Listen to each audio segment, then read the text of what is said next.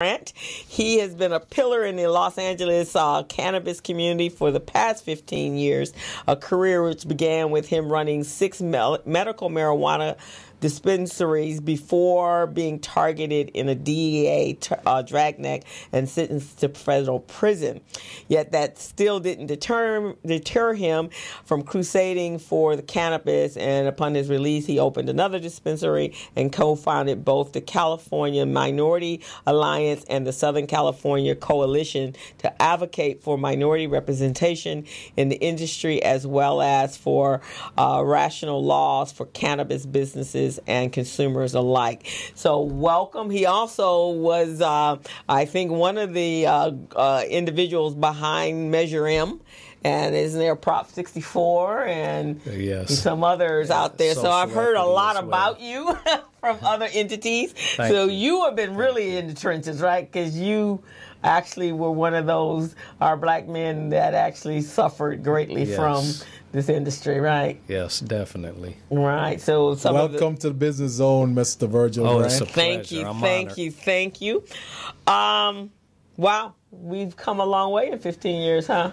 Yes, and I have to say it's been a lot longer than that. Okay. I got into the industry back in 2002, and I always say the legal side is because people who are all of my colleagues that got into the industry when we first got in, we came from the other side. Right. Mm-hmm. So when people say, now what you have in the industry of people coming from corporate America and other businesses, we were the originators of this. We came from that original side of the industry to become legal. The original cultivators, merchanters, growers, marketers, distributors. Absolutely. That's what I'm talking about. Wow. Now, we hear that you're really phenomenal in this industry, and we really want to take this to the next level. How do you see us working together to tie this into economics so that others, up-and-coming entrepreneurs, can benefit from this? Well, first of all, I would say education is the first platform.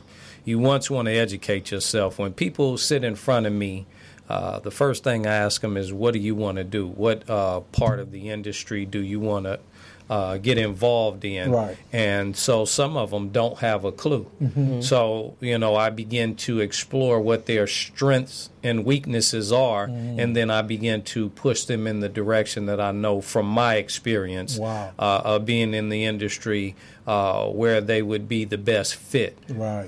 There is so many facets and components to this industry, from cultivating, manufacturing, distributing, lab testing, owner-operator. We have a tendency of limiting our direction. When I ask people commonly in the black community, what do you want to do in the industry? Oh, I want to own a shop. Yeah. See, they don't understand. Right. That's the last end of this industry is the retail end. Yeah. Have you thought about becoming a cultivator or a manufacturer? Be on the production side. Be the Budweiser, not the liquor store. Exactly. So I'm about empowering our people to look further, not just as an actual person who maneuvers the plant, but you have a company within our industry that makes $100 million a year. Yeah.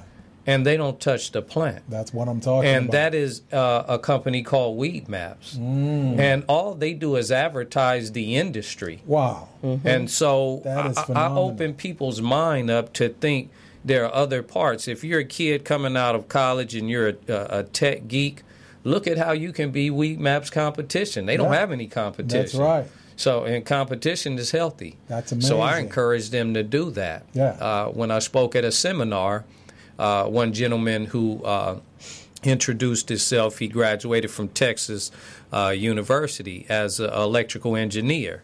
And he says, well, I really want to get in the industry. I said, well, what do you like doing? I said, sounds like you're an electrical engineer and that's what you enjoy doing. He says, yes, I really do. I say, don't change that. Yeah. Just bring that over into the cannabis space. So we are the number one indoor cannabis market cultivation in the world. Wow. So what do we need to function? We need lights. Yes. That's ran by electricity.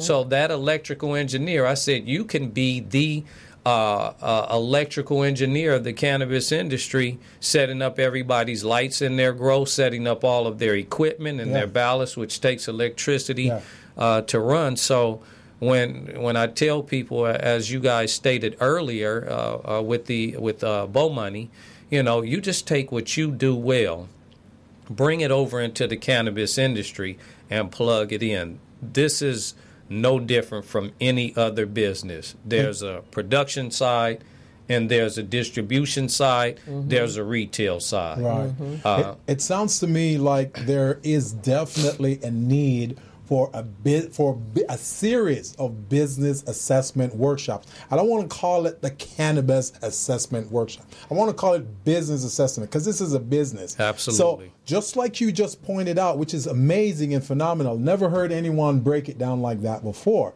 Just like you mentioned, you've got this electrical engineer, you got this other person who want to get involved, but they don't know how.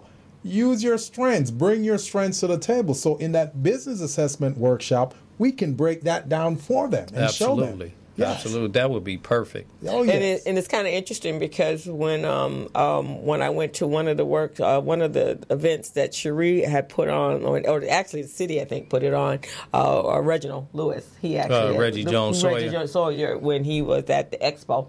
They did USC. At USC. Yes. And one of the things that I thought was very interesting was it was a couple of people sitting next to me that were cultivators, had been doing it for like 10, 15, 20 years.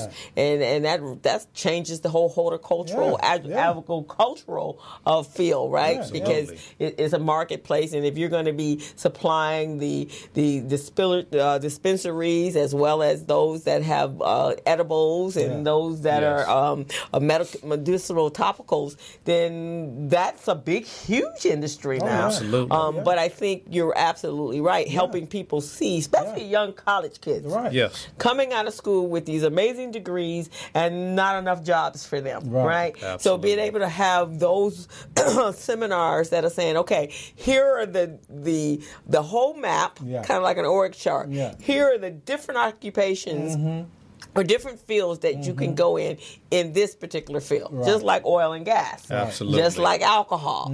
I mean, you have the bottles and the wrappings and the marketing and every other aspect about it. But we are, of course, only seeing the one side of it.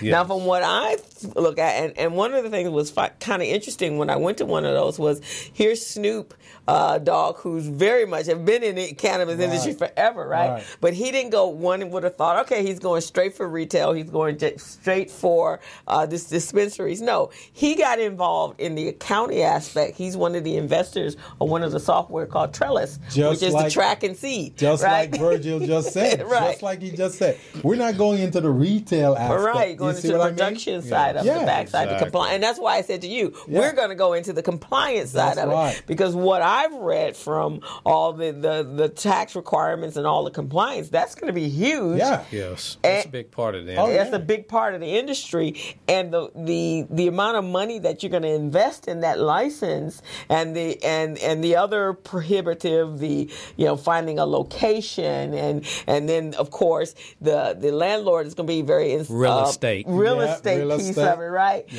Because they could be fined just as well as you. And absolutely. And when we were out at the dispensary or the retail shop, one of the things that Sean said was he was showing us all his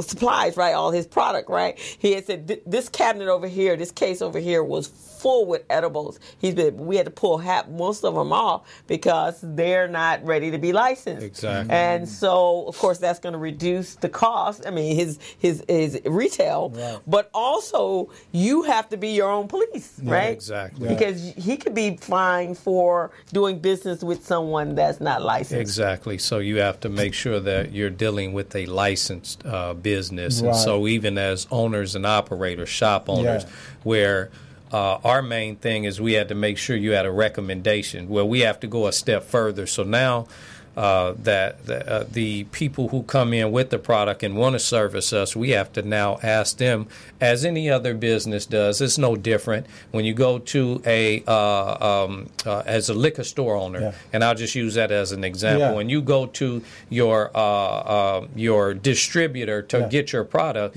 you have to bring your retail license to show that you are a legitimate retail owner. So it's not going to be any different. And I always like to use these analogies to get us to see that this business is no different than any other business, the way it's going to operate. Just like another we business. just have to plug that mindset in. And some of us have not been business owners to plug that mindset in. So your workshop will get them to begin to think that way. Exactly. Now, let me ask this question from the legality sides of it. So, as of January 1st, the licensing process hasn't even started, right? The application process hasn't started. No. So, what does that look like for those that are out there doing business today as of December 31st or January 1st, 2018? January 31st, and people have called me and asked me this question, and my recommendation to them is close down until you receive your license. So as for me, because I have this humongous target on my back, because let's be clear, they did not want me to fight for social equity. Right. And can you explain that part, the social equity? Okay, so I come from a community. I come from Compton. So, this is where I've been all my life. My community, of course, as South LA does, is a little different. And so we have a lot of people within our community that have been negatively impacted by the failed war on drugs, as I have myself. So I'm always fighting for the underdog. I'm always fighting for the guy that has been criminalized by the system unjustly. So what I wanted to do, I set out when I came home, was to make sure that people like myself who have been wrongfully prosecuted or pushed into this system have an opportunity, a fair and equitable opportunity to participate in this emerging industry, that we weren't shut out. Because I've seen so many of my people on that side. So when I was on the other side, who do you think my distributors were? Who do you think was taking product where product needed to go? So these were people that looked just like me. So the product back in the early days came from Humboldt, where the white folks are, and was brought down here to South LA, Watts, Compton, and distributed within those communities, and we were the distributors. So we were the ones on the bottom or the low part of the totem pole that would most likely be affected by law enforcement or criminal records. So I wanted to make sure that we implemented within this system, once they begin to make this legal and they start handing out licenses, that we were able to get licenses too, that we weren't shut out of the industry because we were thinking ahead of the times to jump into an industry that we knew was eventually going to be legal.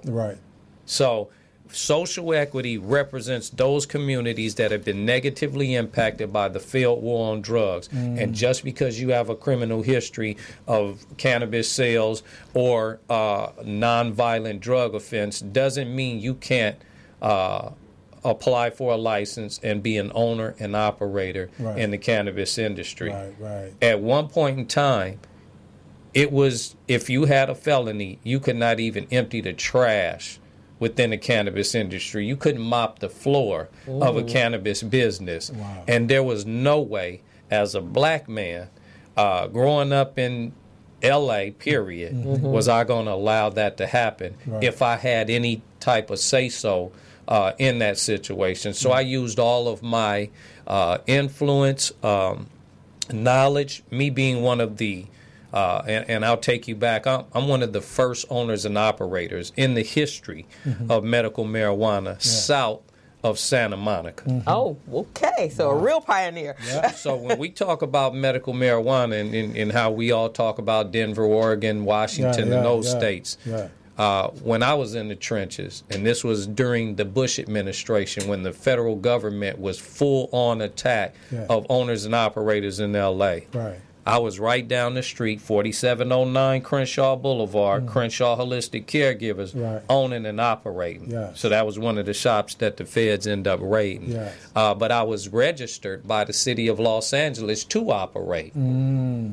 So see, we're not talking about somebody who opened up a rogue shop. So you were legally legitimate, paying taxes and doing everything that you're supposed to do to run a business. Absolutely, but the federal government, as you spoke earlier, saw this young black man owning 6 locations from Compton to the Valley, saying, "Hold up." Wait a minute, you too what you doing? ahead of the game. Wait a minute, and this ain't even the game you're supposed to be playing. Right. You know, or if the game is there, you aren't supposed to be part of that game. Exactly. Somebody else. Exactly. So because I wasn't afraid, I think outside the box.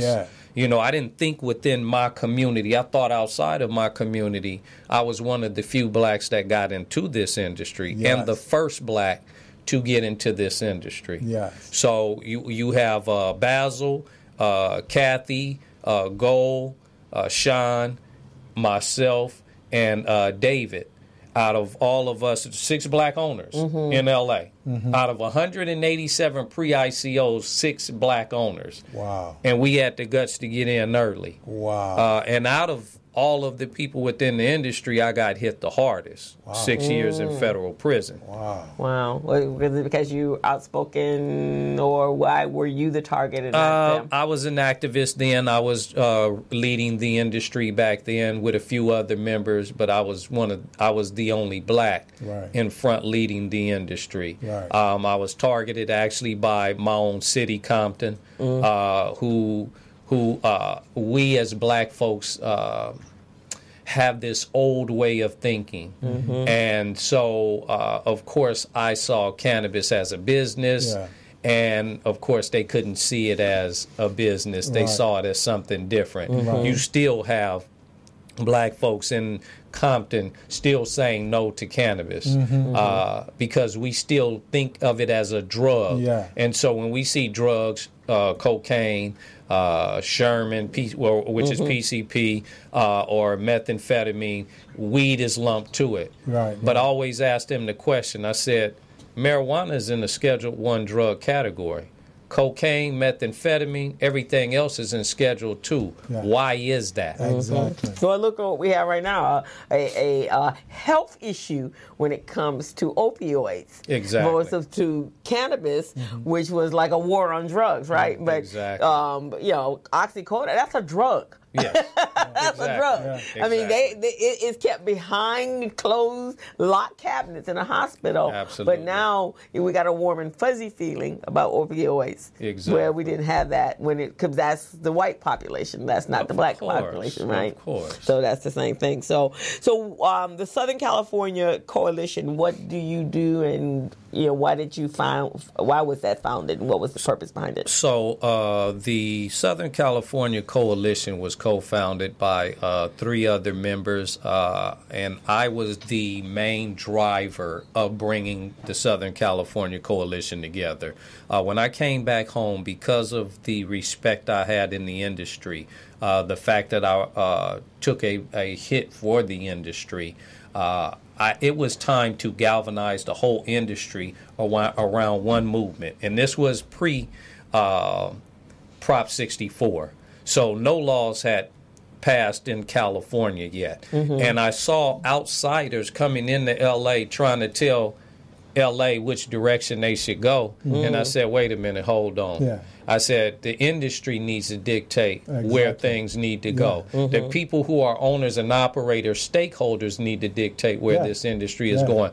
Not somebody who's not from here, who's never been through anything, who hasn't owned and operated in this town, try to tell us how we going to do things. So I brought the industry together, and out of respect for me, all of the organizations, GLACA, Greater Los Angeles Caregivers Alliance, you had Cultivators Alliance, you had a whole host of other Manufacturer Alliance, whole host of other organizations that now came into one organization, which was the Southern California Coalition.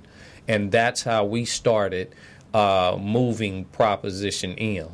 And it took me to step up to the microphone in City Hall to bring that conversation up, and somebody on that bench see someone that looked and sound like them. Yeah. To now get this conversation moving forward, because prior to that, no one up there cared about moving this conversation forward. So understand, it took somebody of not only minds but looks and where you come from, background, history, to say, okay, I see now. Let me look further into this situation. So out came the Southern California Coalition, and that's how we formed that. And from that, at the same time, I formed with my partner Donnie Anderson, California Minority Alliance. Why? Because we needed someone that was going to look out for people of color. And so that's how CMA, California Minority Alliance, was created. And people say, well, my best explanation of who CMA is, we're the NAACP of the cannabis industry. We're going to keep everything in check for us as black folks to make sure that we are treated fair, there's fair and equitable participation, and that, the barriers aren't high. So we made sure that licensing reflected that.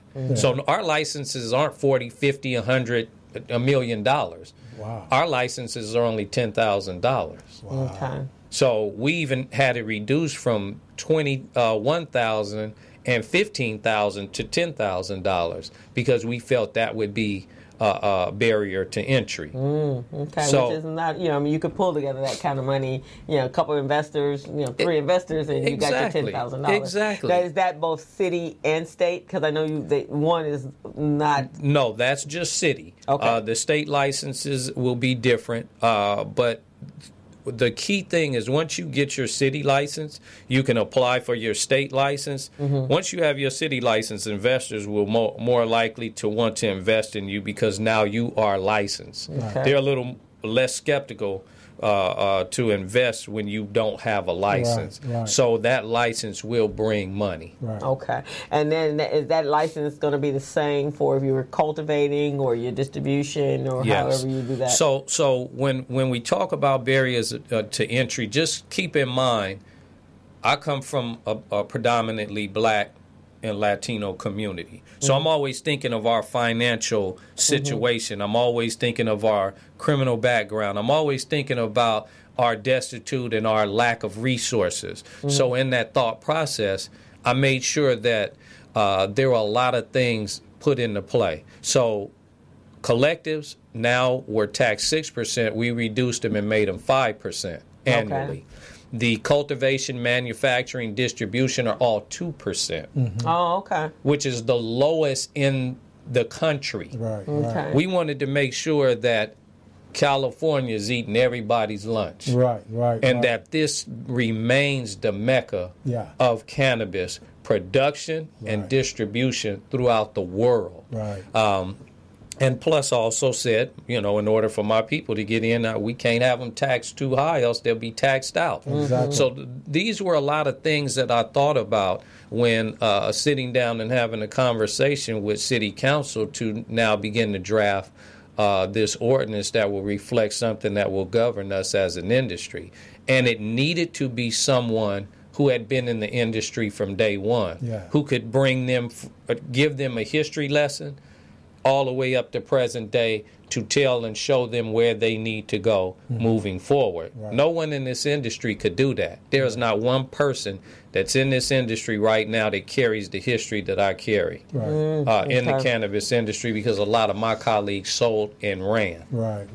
Now, so with regard to the state and the city, I know you said that the license is with the city and that's paramount. Now, the state license, how much does that cost, and why would someone want to have a license with the state? Well, it's you have to have a license with a state. You can't have one without first the other. of all. So you have to be dual licensed. In order for the state to license you, you have to have a city license. But in order for you to operate a cannabis business within the state of California, you have to have both. So local jurisdiction as well as state jurisdiction. Roughly around $20,000, $30,000. we figured where some licenses, it varies depending on the licensing type. Right. So you could always go on to ca.bcc.gov, which is the Bureau of Cannabis Control, and you'll be able to get all of your information regarding what the state is doing. Okay. Now those dollars.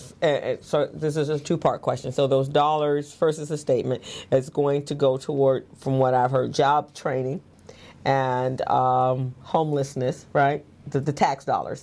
From which, the city or the state? Either one. Which? Well, the Prop 64, we have a lot of money coming back to the community. Alice Huffman and Donnie Anderson being the Cannabis Chair Task Force originally asked for $100 million. Dollars coming in, but it turned out to be only 50.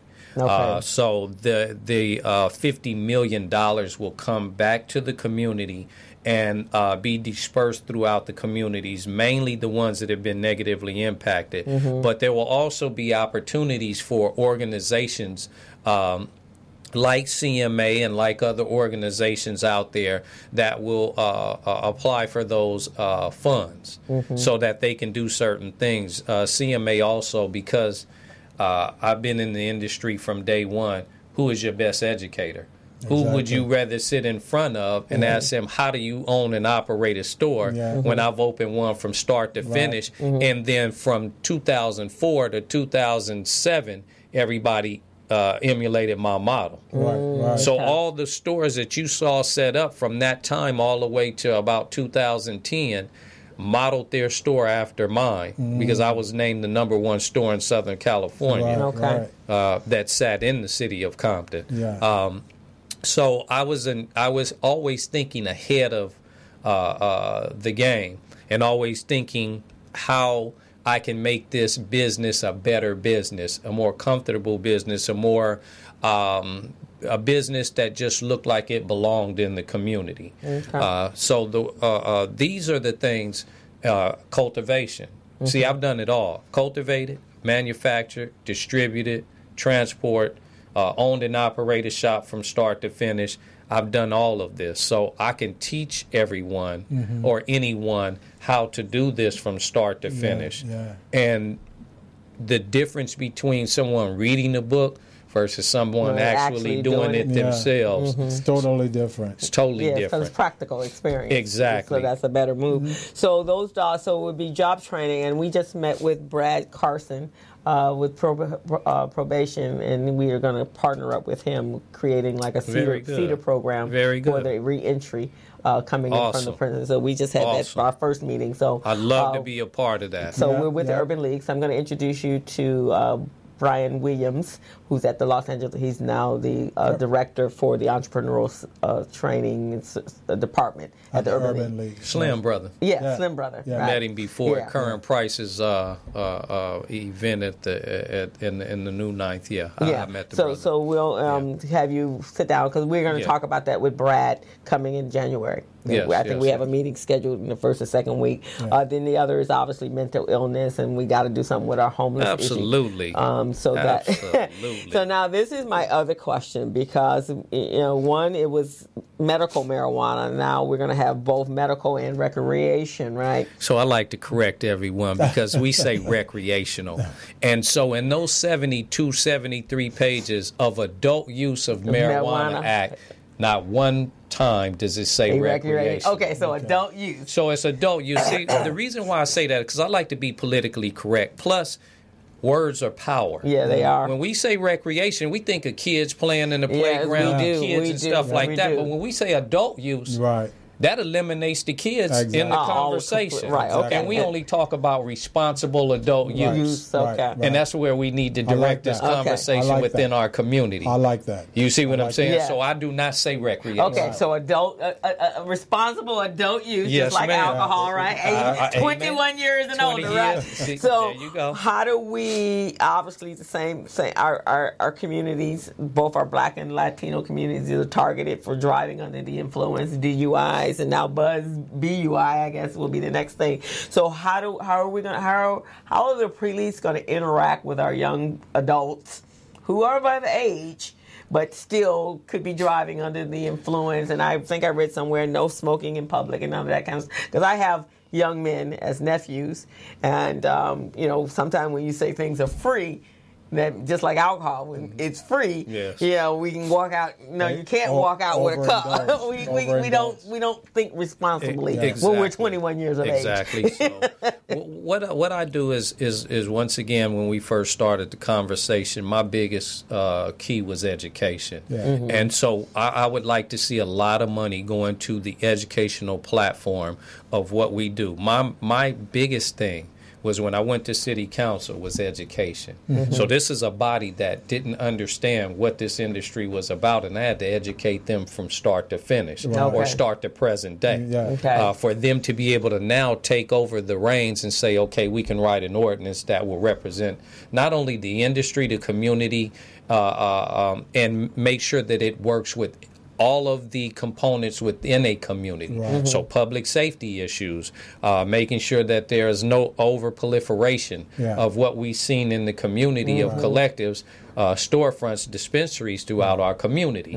Measure M and why it passed at 80.4%.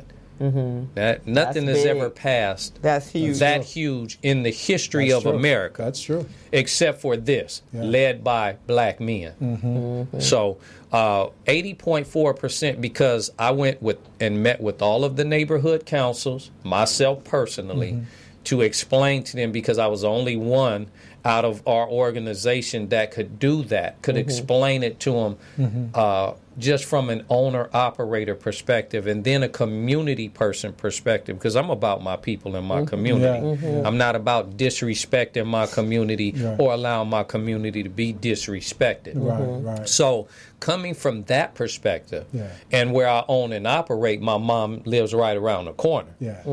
So, of course, I can't get out of pocket because she'll come put me in check. As a mom supposed to do. Absolutely, and she does come to my location often. So, the thing is to educate that community and make them have them understand why Proposition M was so important. One, it was licensing. So now it makes it black and white. There won't be any more rogue shops opening within the community, because either you're going to have a license or you're not. And then those other ones that don't have a license will go to jail. Bottom line. So it will clean the community up of the overproliferation. Second of all, it's a taxation component put in, so that these shops that are operating within the community are now going to be paying taxes like every other business. Then there's a reinvestment program, which CMA pushed that. If you're going to sit in our community and operate, and we're going to spend money with you, you got to reinvest back in the community that you operating in. You're not going to take this money and go back up north of Wilshire with it. We're not having that. So the money is going to be reinvested back into the community. There are so many different things that we put into Proposition M to make this one of the best ordinances. And then, of course, the social equity piece to make sure that we are not shut out of this industry. So we're leaving on the 3rd and 4th to go to New Jersey to meet with the senator's team and the mayor of Newark to help them with their social equity piece. Because CMA is not just a California-based organization. We have 9 chapters throughout the United States and growing. Because it's black people all over. It just ain't in California. Right, exactly. We have to make sure our black people are looked out for all over the U.S. Right. And so that's what we're here to do. Now, I hate to go back to the licensing question, but I just want some clarification on this, and I'm sure some of our listeners would like it too. Yes. Now, what if an operator is stationed in Orange County or Long Beach? Do they still have to get licensed with the city of Los Angeles or with their city? With their municipality. So any city that has its own government. Okay. That government will dictate whether that city will participate in the cannabis program or not. But not all of them are, right? They don't I have to. understand that the West Hollywood is the edibles. They've licensed that piece of it, right? Exactly. But they haven't licensed other parts of it, right?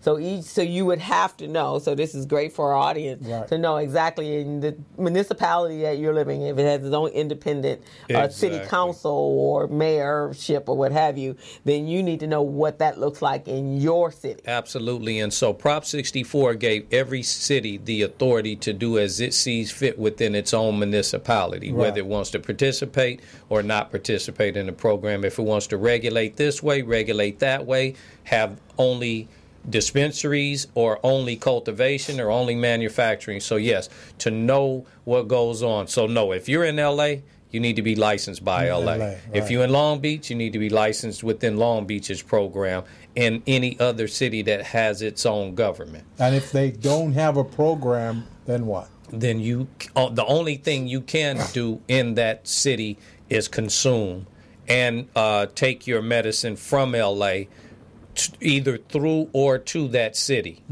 Okay, because that was my next question. So from a legality standpoint, from a law enforcement standpoint, how does that affect you if you're buying it in the city of Los Angeles, but then going to somewhere else in the county? So it's just city and state, not county.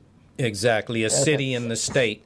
The county will be, L.A. County will be bringing its ordinance forth in a little while, but it'll be a little after L.A. License. But the county is going to be doing that. Also, people need to know is that Prop 64 allows you to grow 6 plants in your backyard. No matter what municipality you live in, you can grow 6 plants that.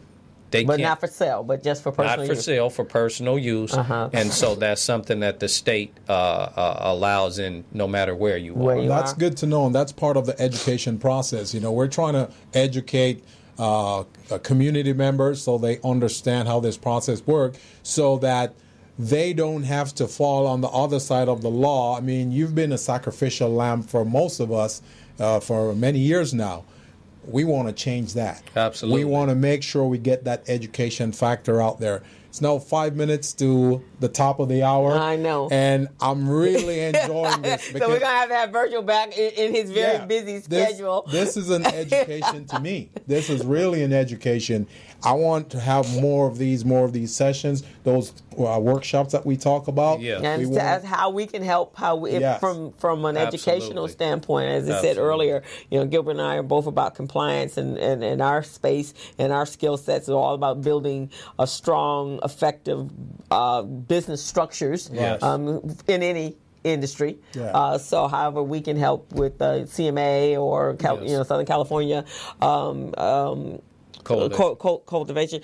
My last little quick question is from an economic standpoint. There are a lot of organizations that are trading, or cannabis businesses that are trading on the in the stock exchange. Stocks. Yes. So what's that look like? Because that would be something I'd be very much interested in doing. I would just pay attention to the, as any stock, pay attention to the company, research it. Any company that's in CBDs or any company that's doing hemp, hemp is going to be bigger than anything. Yeah. Just know that. Yeah. Bigger than marijuana, the cannabis plant itself. Hemp has so many different byproducts, and I'm talking thousands upon thousands. So hemp will take over. So if you had to put a number out there, what are you looking at for this whole industry as far as a billion, million, it's trillion? I would say multi-billion going into the trillions within the next 5 to 10 years. Yeah. One thing I do want you people to focus on, and I would love for you guys to really state this. I want people to know we created social equity for our people to get in, but understand business is not free. Right. And so somehow we think because we created this social equity platform, I can come to Virgil Grant or Donnie Anderson or the industry with no money, and we're going to put you into play. Right. Now, there is not a business here in L.A. that you can get into and you don't have to have money or some startup capital. So please don't be those ones coming to us thinking that money, we're going to just pull money out the air and get you started. You have to have startup capital. And you have to be realistic about what business you want to get in. Now, we do consult to let you know what it's going to take, cultivation, storefront, or distribution. And I lay it out and I let you know for real what it's going to take for you to get in. The business has changed from when I first got in. It would have taken me $30,000, $40,000, $50,000 to get in. People are spending $2.5 million just in their shop to get it up and running to make it look good.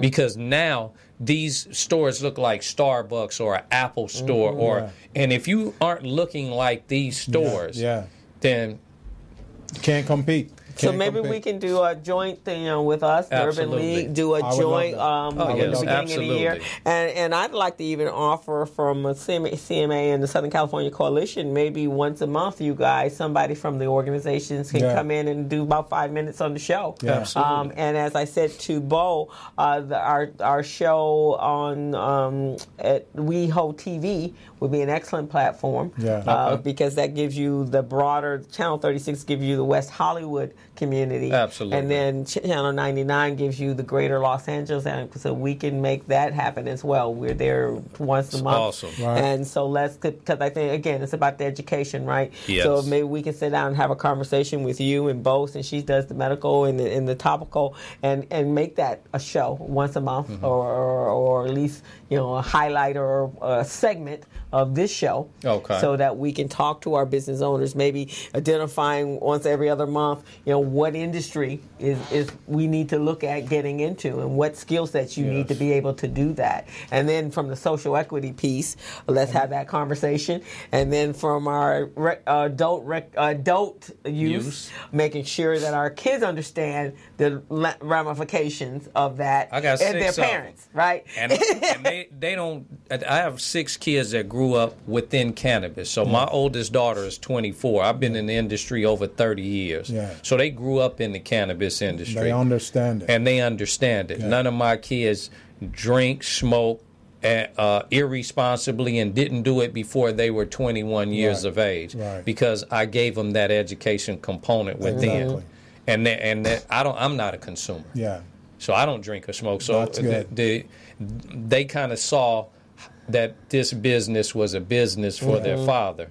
You understand? But that is something that is truly important. I always say education. For sure. So let's talk about that at the beginning. Once everything kind of, because as we're going along, things are going to be changing all the time, and having outdated information is going to be detrimental to us moving forward. A big barrier. Absolutely. So with that, it's the end of our show.